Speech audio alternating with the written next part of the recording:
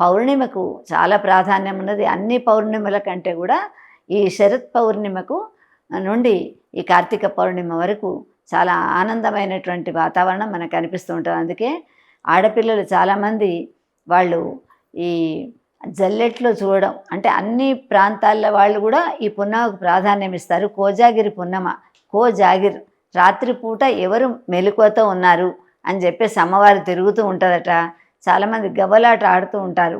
తర్వాత పాలల్లో చంద్రుడిని చూసి అమ్మవారి లలితా సహస్రనామం చదివి ఆ పాలను సేవిస్తారు.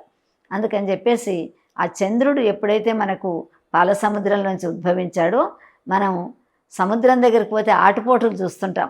అంటే చంద్రుడు తన యొక్క కుమారుడు 16 కళలతో, అంటే ఆయన ఒక విధమైనటువంటి శాపం వలన రోగగ్రస్తుడై ప్రతిరోజు కొంత తగ్గుతూ ఉంటాడట, మళ్ళీ తర్వాత కొంత పెరుగుతూ ఉంటాడట. అందుకని పున్నమ రోజు నిండు జాబిల్ని చూసినటువంటి తన కుమారుణ్ణి సముద్రుడు సంతోషంతో విపరీతమైనటువంటి ఉవ్వెత్తున అలలు మనకు లేస్తూ కనిపిస్తూ ఉంటాయి.